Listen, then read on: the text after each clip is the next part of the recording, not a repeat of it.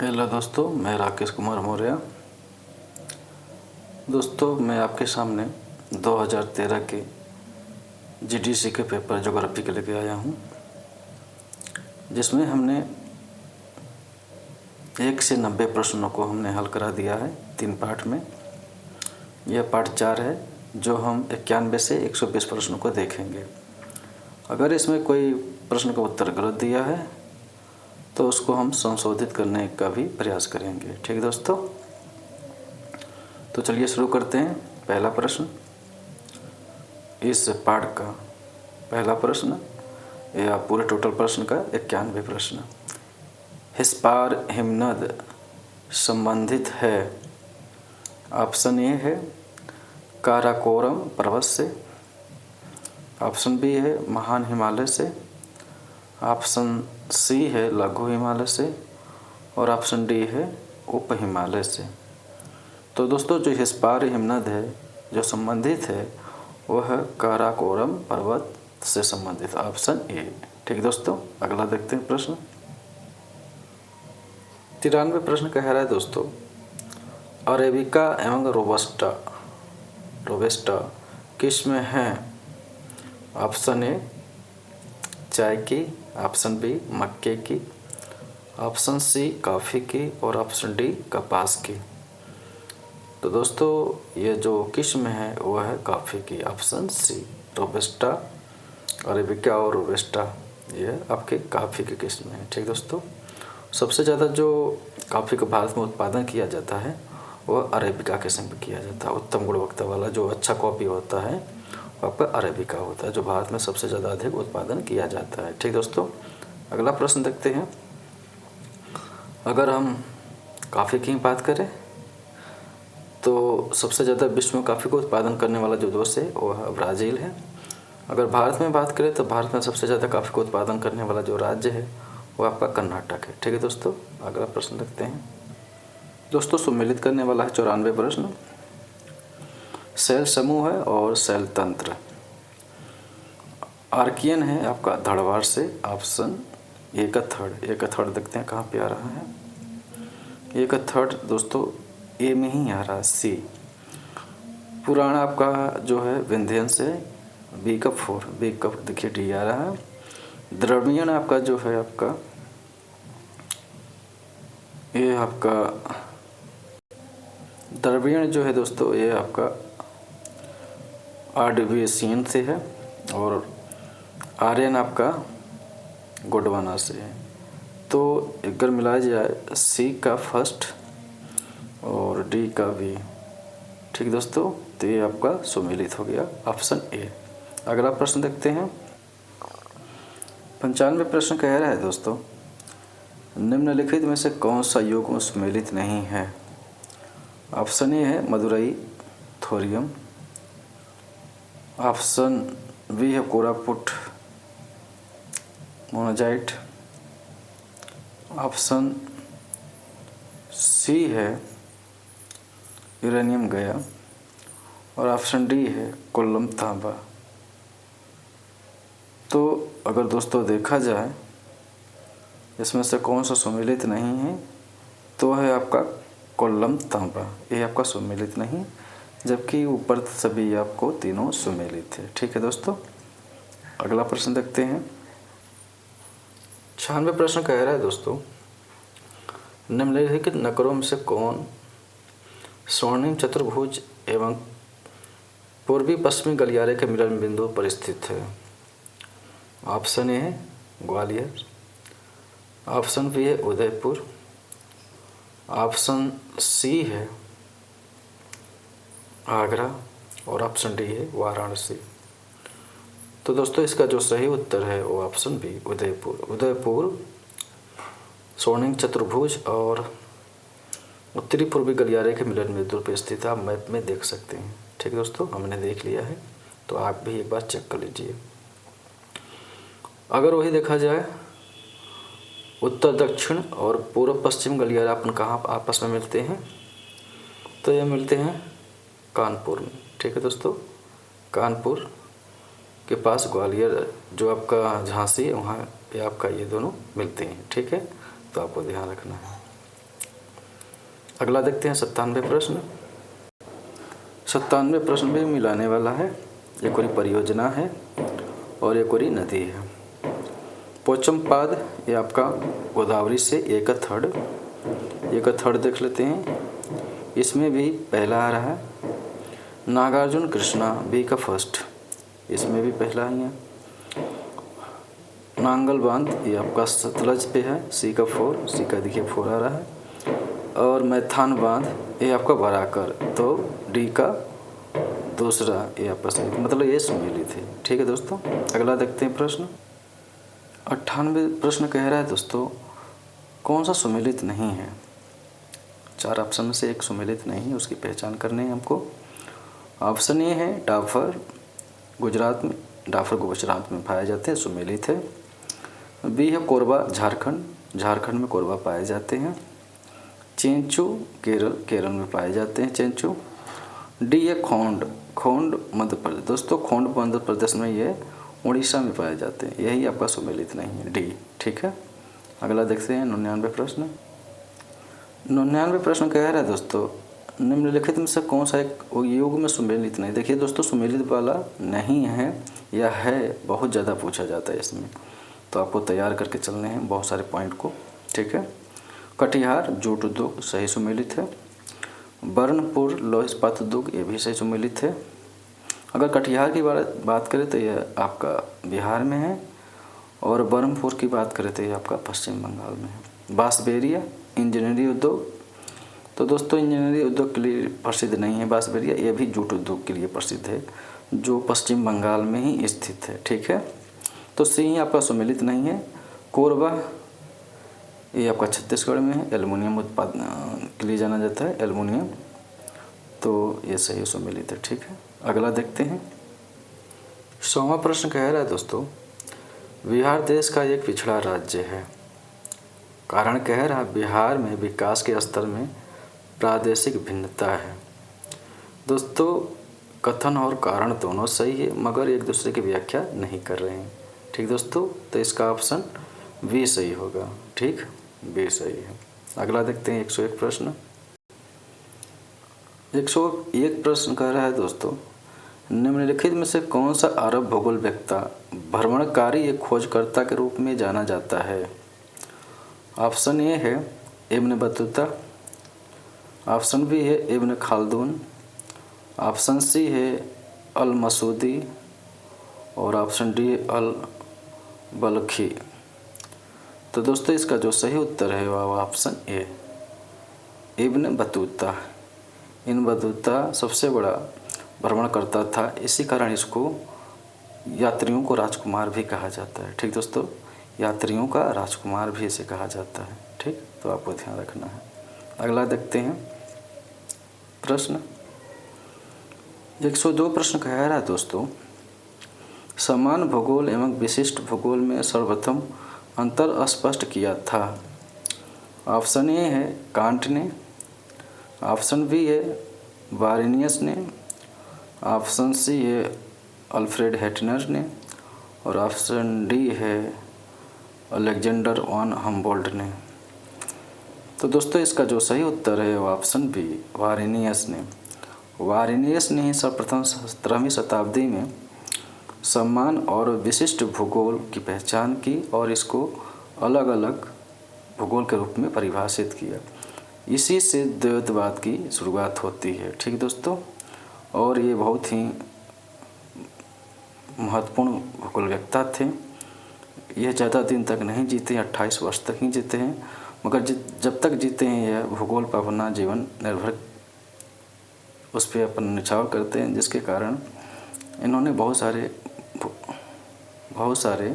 Book भी लिखे जो भूगोल में बहुत ही महत्वपूर्ण साबित हुए हैं। ठीक है दोस्तों, इनका जो समान और विशिष्ट भूगोल है यह बहुत ही उल्लेखनीय है भूगोल के क्षेत्र में। ठीक, अगला देखते हैं। 103 प्रश्न कह रहा है दोस्तों, निम्नलिखित रासायनिक तत्वों में से कौन ओजोन क्षरण का कारण नहीं है परंतु एक सुपर हरित गैस है। ऑप्शन ए है HFCS, ऑप्शन बी है CFCS, ऑप्शन सी है HC या FC, और ऑप्शन डी है S2SO4। तो दोस्तों इसका जो सही उत्तर है वो ऑप्शन ए HFCS, जिसका फुल फॉर्म अगर देखा जाए हाइड्रोफ्लोरोकार्बन। ठीक है, हाइड्रोफ्लोरोकार्बन्स, ये आपको ध्यान रखना है। ये आपका हरित गैस है मगर ये ओजोन क्षरण नहीं करता है। ठीक है, अगला देखते हैं 104 प्रश्न। 104 प्रश्न कह रहा है दोस्तों, मानव पर्यावरण संबंधों के अध्ययन के निम्नलिखित उपक्रमों में से कौन तीव्र गति से पर्यावरण अवनयन के प्रति उत्तरदायी है? ऑप्शन है पर्यावरण निश्चयवाद उपागम, ऑप्शन बी है टेलियोलॉजिकल या उद्देश्यपरक उपागम, ऑप्शन सी है संभववादी उपागम, और ऑप्शन डी है पारिस्थितिकी उपागम। तो दोस्तों इसका जो सही उत्तर है वो ऑप्शन बी टेलियोलॉजिकल या उद्देश्यपरक उपागम। दोस्तों इसका अगर आंसर आपको सही चाहिए तो आप सविंदर सिंह सर का जो बुक है पर्यावरण भूगोल, उसके शुरुआत में दिया है पर्यावरण भूगोल के उपागम, उसमें आपको यह मिल जाएगा। ठीक दोस्तों, आगे देखते हैं 105वां प्रश्न। 105वां प्रश्न कह रहा है दोस्तों, निम्नलिखित में से कौन जैवमंडलीय पारिस्थितिक तंत्र में प्राथमिक उत्पाद है? ऑप्शन ए है स्वपोषी, ऑप्शन बी है मृतपोषी, ऑप्शन सी है रसायन पोषी, और ऑप्शन डी है प्राणी संभोजी। तो दोस्तों इसका जो सही उत्तर है वो है ऑप्शन ए स्वपोषी।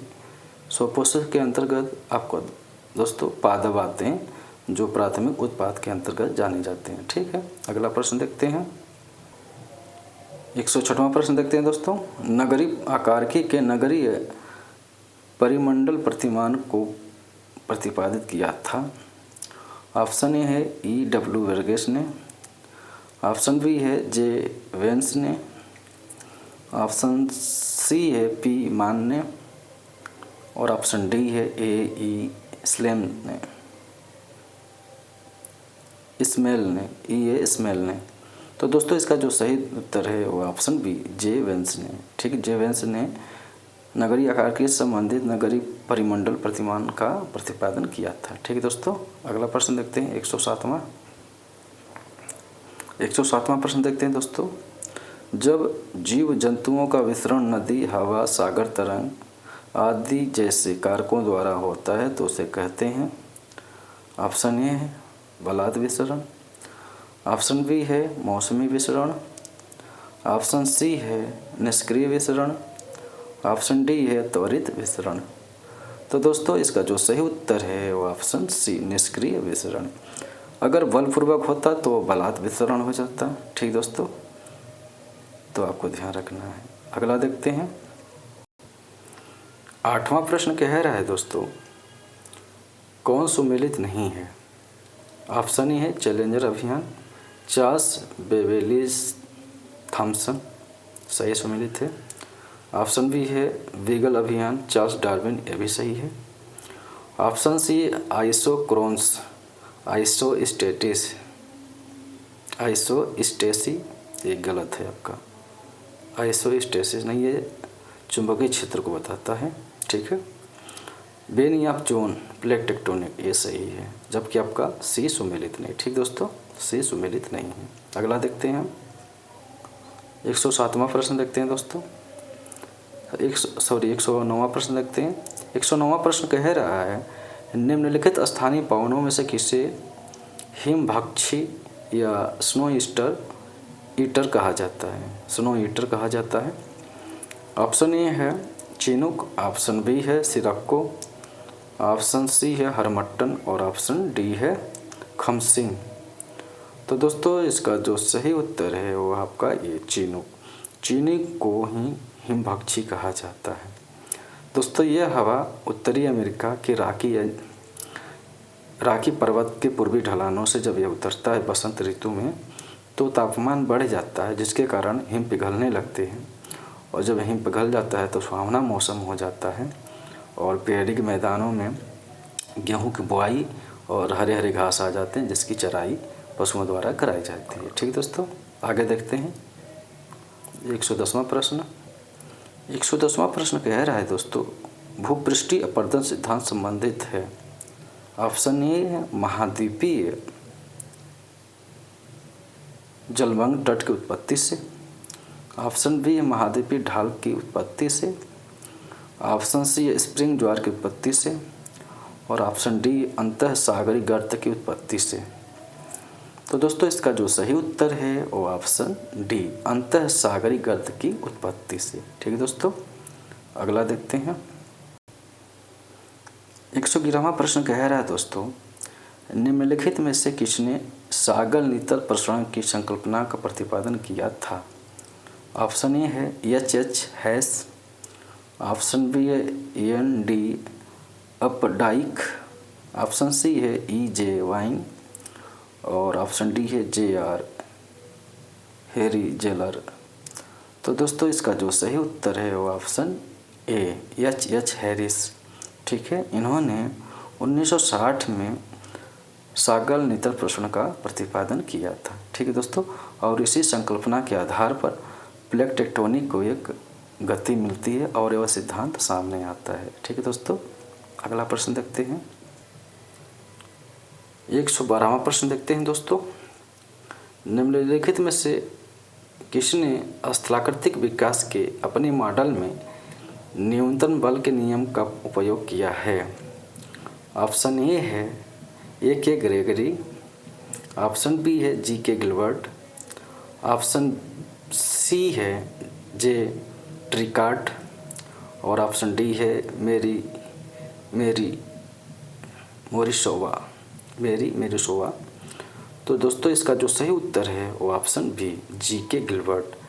यह दोस्तों आप जब सविंदर सिंह का जियोमॉर्फोलॉजी पढ़ेंगे G.K. गिलबर्ट के बारे में, तो वहाँ पे यह दिया गया है, वहाँ से आप देख सकते हैं इसको। ठीक है दोस्तों, अगला देखते हैं दोस्तों, ये भी सुमिलित करने वाला है, विद्वान दिया हुआ है और स्थलाकृति दिया हुआ है। ठीक है, डेविस ने पेनिप्लेन ए का दूसरा किस में आ रहा, डी में आ रहा है।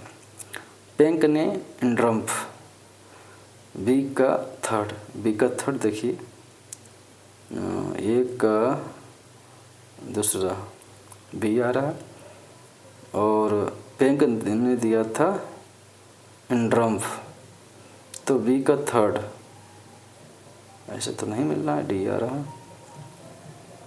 ठीक है, एक डेविस ने बी पेनिप्लेन दिया था, तो ऐसे तो नहीं मिल रहा है। किंग ने दिया था पेडिप्लेन, सी का 4 देख लेते हैं, सी का 4 यहाँ पे भी नहीं मिल रहा है। और गिलबर्ट ने दिया था ग्रेट शब्द। ठीक है दोस्तों, गिलबर्ट ने ग्रेट दिया था, तो डी का 4, तो यहाँ पे ऑप्शन ही गलत दे दिया है। ठीक है दोस्तों, ऑप्शन ही गलत दिया हुआ है। डेविस ने पेनिप्लेन, पेंक ने इंड्रम्फ, और किंग ने पेडिप्लेन, और गिलबर्ट ग्रेट शब्द देते हैं। ठीक दोस्तों, यहाँ पर नहीं सही दिया हुआ है। ठीक है, देख ले कहीं ए का दूसरा आ ही नहीं रहा है, सबसे बी आ रहा लास्ट में। ठीक है, बी लास्ट में आ रहा है, और दूसरे का पेंक का डी नहीं हो, गिलबर्ट का डी होगा, तो नहीं आ रहा है। आपको ध्यान होना चाहिए, जो शब्द यूज किया था ग्रेड, सबसे पहले आपका गिलबर्ट महोदय ने यूज किया था, मगर ग्रेड की संकल्पना सबसे प्रथम डेविस महोदय ने दिया गया था। ये भी आपका सविंदर सिंह के जियोमॉर्फोलॉजी में है, उसको आप पढ़ सकते हैं। ठीक है दोस्तों, अगला देखते हैं दोस्तों, एक और ज्वालामुखी दिया है और एक और अवस्थिति दिया हुआ है। ज्वालामुखी और अवस्थिति देख लेते हैं। लाकी आपका आइसलैंड, ए का 4 देख ले किस में है, ए का 4 ए फर्स्ट में आ रहा है। अनसेन आपका जापान में है, तो सी दूसरा का सी सही है। तंबोरा इंडोनेशिया में है, तो सी का दूसरा सही है। और निमादो डेल रूज या कोलंबिया। डी का फर्स्ट। देखिए दोस्तों आपका फर्स्ट आ गया। दोस्तों ये अपने हम टेस्ट सीरीज में कराए हैं, वहाँ पे आप जाकर देख सकते हैं। ये इतने जितने इसमें दिया अधिकतर हमने कराए हैं, तो वहाँ से आप जाकर हमारे टेस्ट सीरीज को देख सकते हैं। अगर आप हमारे यूट्यूब चैनल RK जियो वर्ल्ड 0 से अगर नहीं जुड़े हैं तो आप ज़रूर जुड़ जाएं और अपने तैयारी को बेहतरीन बनाएं। ठीक दोस्तों, हम अपने यूट्यूब चैनल के माध्यम से 20-20 प्रश्नों का टेस्ट सीरीज आपको उपलब्ध करा रहे हैं, जो बेहतरीन प्रश्न हैं, बहुत ही अच्छे प्रश्नों का कलेक्शन है।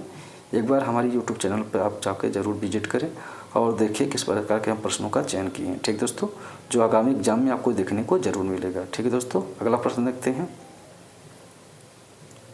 115वां प्रश्न कह रहा है दोस्तों, पर्वत निर्माण के संवहन तरंग सिद्धांत का प्रतिपादन किसने किया था? ऑप्शन है जोली, ऑप्शन बी है डेली, ऑप्शन सी है जेफ्रे और ऑप्शन डी है होम्स। तो दोस्तों पर्वत के निर्माण से संबंधित संवहन तरंग सिद्धांत का जो प्रतिपादन किया गया था वह होम्स महोदय के द्वारा किया गया था। ऑप्शन डी आर्थर होम्स के द्वारा किया गया था और उन्होंने इस सिद्धांत का प्रतिपादन 1928-29 में किया था। ठीक दोस्तों, आपको ध्यान होना चाहिए संवहन तरंग सिद्धांत के आधार पर। ठीक है, 16वां प्रश्न देखते हैं दोस्तों। 16वां भी मिलान करने वाला है, जलप्रपात है और स्थिति है किस देश में है। ठीक है, एंजल बहुत ही चर्चित जलप्रपात है। जितने इसमें हमको लगता है चारों दिए हैं, एंजल हो गया, तुगेला हो गया, यूटी गई हो गया, मुतराजी, ये सभी आपका चारों जो इसमें जलप्रपात दिए हैं विश्व चर्चित हैं दोस्तों, तो आपको याद होना चाहिए। ठीक है, एंजल आपका जो है दोस्तों ये आपका वेनेजुएला में है, एक का थर्ड, तो एक का थर्ड किस में आ रहा है? बी में आ रहा है। ठीक है, तुगेला दोस्तों ये आपका दक्षिण अफ्रीका, बी का फर्स्ट देखिए आ गया। और यूटी गई ये आपका नॉर्वे में है, सी का फोर देखिए आ गया इसमें बी में। और डी का आपका जिम्बाब्वे, मुताराजी आपका जिम्बाब्वे में, डी का बी, तो देखिए आपका बी सही है, सम्मिलित हो गया। ठीक दोस्तों, आगे देखते हैं हम अगला प्रश्न। 17वां प्रश्न कह रहा है दोस्तों, पिंगो एक एकाकी गुंबदाकार निचला टीला पाया जाता है। पिंगो एक एकाकी गुंबदाकार नीचा टीला पाया जाता है। ऑप्शन ए है शुष्क क्षेत्र में, ऑप्शन बी है नदी क्रिया क्षेत्र में, ऑप्शन सी है हिमानी क्षेत्र में और ऑप्शन डी है परिहिमानी क्षेत्र में। तो दोस्तों जो पिंगो पाया जाता है वो परिहिमानी क्षेत्र में पाया जाता है। ऑप्शन डी इसका उत्तर सही होगा। अगला प्रश्न देखते हैं। 118वां प्रश्न कह रहा है दोस्तों, कोपेन के जलवायु विभाजन में भूमध्य सागरीय जलवायु को प्रदर्शित किया गया है। ऑप्शन ए है CS, ऑप्शन बी है AF, ऑप्शन सी है DW और ऑप्शन डी है AM। तो दोस्तों जो भूमध्य सागरीय जलवायु को दर्शाया जाता है वो है CS, ऑप्शन ए। ठीक दोस्तों, अगर यहाँ थोड़ा भूमध्य सागरीय जलवायु की हम बात करें तो दोस्तों यह 30 से 45 डिग्री अक्षांशों के मध्य पाया जाता है महाद्वीपों के पश्चिमी भाग में। ठीक है दोस्तों, महाद्वीपों के पश्चिमी भाग में पाया जाता है दोनों गोलार्धों में। इसकी जो प्रमुख विशेषता है दोस्तों वो है रसदार खट्टे फलों की कृषि और इसके साथ साथ जाड़े में वर्षा होना यहाँ की प्रमुख विशेषता है। ठीक दोस्तों, अगला प्रश्न देखते हैं। 19वां प्रश्न कह रहा है दोस्तों, निम्नलिखित में से कौन सा क्षेत्र आभासी मानसून का उदाहरण है। ऑप्शन ए है USA का दक्षिण पूर्वी भाग, ऑप्शन बी है ऑस्ट्रेलिया का उत्तर मध्य भाग, ऑप्शन सी है अफ्रीका का दक्षिण पश्चिम तटीय भाग और ऑप्शन डी है दक्षिण एशिया। तो दोस्तों जो आभासी मानसून का उदाहरण है वह आपका ऑप्शन सी अफ्रीका का दक्षिण पश्चिम तटीय क्षेत्र, ये आपका आभासी मानसून का क्षेत्र है। दोस्तों ये इस तरह का प्रश्न JDC में 2-3 बार पूछा गया है, तो एक बार आभासी मानसून DS लाल में मिल जाएगा या आप वहाँ पर जाके एक बार देख लीजिएगा। ठीक है, DS लाल में दिया है अच्छे से, वहाँ पे आप जाके देख सकते हैं जलवायु विज्ञान में DS लाल। ठीक है, अगला देखते हैं 2013 का जो GDC का पेपर है ज्योग्राफी का, उसका आखिरी प्रश्न 120वां प्रश्न हम देखते हैं। यह चौथा भाग है। ठीक है, उसको हम देखते हैं। दोस्तों 120वां प्रश्न कह रहा है जेट स्ट्रीम का अधिकतम औसत वेग पाया जाता है। ऑप्शन ए है उष्णकटिबंधीय निम्न वायुदाब के ऊपर। ऑप्शन बी है उपोष्णकटिबंधीय उच्च दाब पेटी के ऊपर। ऑप्शन सी है उपध्रुवीय निम्न वायुदाब के ऊपर। और ऑप्शन डी है ध्रुवीय उच्च वायुदाब पेटी के ऊपर। तो दोस्तों इसका जो सही उत्तर है वो ऑप्शन बी उपोष्णकटिबंधीय उच्च वायुदाब पेटी के ऊपर। तो दोस्तों ये रहा 2013 के GDC ज्योग्राफी का पेपर जो उत्तर प्रदेश लोक सेवा आयोग द्वारा कराया गया था।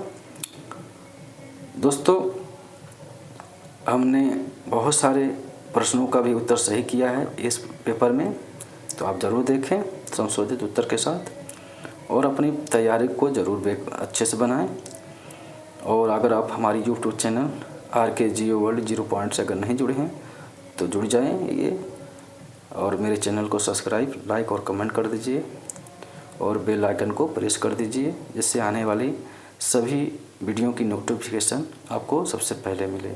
ठीक दोस्तों, आगे हम 20 प्रश्नों का टेस्ट सीरीज भी उपलब्ध कराते रहेंगे। इसके साथ ही साथ UP PGT, GIC, GDC और उत्तर प्रदेश हायर एजुकेशन का जो आपका असिस्टेंट प्रोफेसर है उसको भी हम देखते चलेंगे। ठीक दोस्तों, उसके साथ साथ नेट GRF का भी हम इसको कवर करेंगे। तो आप अगर नेट GRF निकालना चाहते हैं तो आप भी इस चैनल के माध्यम से अपनी तैयारी कर सकते हैं। ठीक दोस्तों, आज के लिए बस इतना ही। धन्यवाद दोस्तों।